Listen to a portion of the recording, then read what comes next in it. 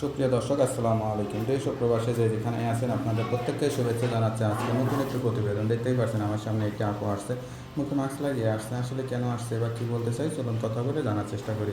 আপু আসসালামু আলাইকুম। ওয়ালাইকুম আসসালাম। আপু আপনার নাম কি? তিন্নি। তিন্নি আপু, কেমন আছেন আপনি? ভালো ভাইয়া। আপনার বাড়ি কোথায়? আমার বাড়ি রাজশাহী। রাজশাহী। পরিবারে কে কে আছে?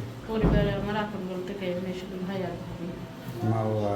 না, কেউ কেউ নেই। নাই। ভাই ভাবির কাছেই থাকি ওরা। আচ্ছা আচ্ছা, বিয়ে শাদী হয়েছে আপনার? না, বিয়ে শাদী করিনি। বয়স কত আপনার?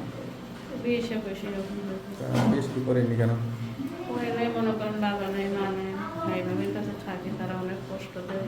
তার জন্য প্রতিবেদনের সামনে আসি, একটা মনের মতন মানুষ পাই, বিয়ে শাদী বলবো। আচ্ছা আচ্ছা, তো মানুষ বিয়ে শাদী করলে তো চেহারাটা দেখতে চায়, মুখটা দেখে আসছেন, মুখটা দেখালে সমস্যা কি?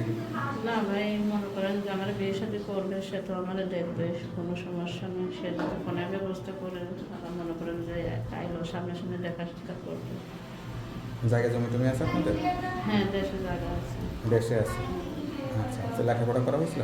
হ্যাঁ, অল্প বেশি না। আচ্ছা, তো এখন কি কোনো সহযোগিতার জন্য আসছেন নাকি বিয়ে শাদী করবেন সে আশা নিয়ে আসছেন? মনে করেন ভাইয়া যে অনেক কষ্টের মধ্যেই আছি, যে সংসারে মনে করেন বাবা মা নাই, ভাই ভাবির কাছে থাকে, তার জন্য আইসি। ভাই ভাবি কি ভালো জানে নাকি? ভাই ভাবি কষ্ট দেয়? মনে করেন অনেক কষ্ট দেয়, অনেক কষ্ট হবে। অনেক কাজ কাম করায়, কাজ করতে অনেক কষ্ট দেয়। ভাইয়ের তো একটা দায়িত্ব আছে, বোনকে ভালো একটা ছেলের হাতে তুলে ভাবিতে দেওয়া। যা বলে তাই শুনে, আমার কোনো কথাই বিশ্বাস করে না, শুধু আচ্ছা আমার আচ্ছা আচ্ছা, উপরে অনেক। এখন বাধ্য হয়ে প্রতিবেদনে আসছেন। হুম। কেউ যদি সত্যি সত্যি বিয়ে শাদী করতে চাই, পছন্দ করে, তাহলে কি আপনার ভাই ভাবি দিবে?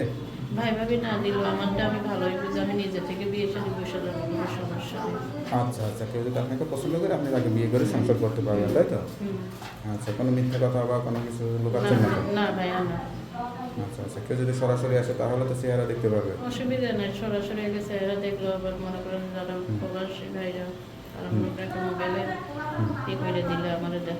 আচ্ছা, সবচেয়ে কষ্ট লাগে কোন বিষয়টা নিজের কাছে এখন? সব থেকে কষ্ট লাগে মনে করেন যে বাবা মা নাই, এইটাই আমার সব থেকে বড় কষ্ট। সবচেয়ে বেশি মা বাবা থাকলে হয়তো আজ জীবনটা এরকম হতো না, তাই না? হ্যাঁ, এটাই তো কষ্ট। যাই হোক, জীবন আসলে কোথায় কীভাবে থেকে যায় কেউ বলতে পারে না।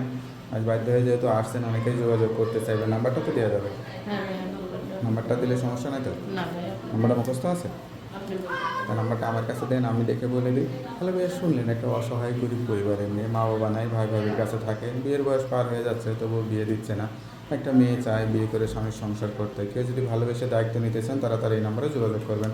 আপনার নাম্বার হচ্ছে 01602596844। নাম্বারটা খোলা থাকে তো? হ্যাঁ ভাইয়া, সবসময়। যাক, নাম্বারটা খোলা রাখবেন, আর যত কষ্ট হোক 5 ওয়াক্ত নামাজ কালাম করে আল্লাহর কাছে চাইবেন। আর কিছু বলতে চান? না ভাইয়া, কিছু বলতে চাই না। ওকে আপু, ভালো থাকেন, দোয়া করি। আসসালামু আলাইকুম।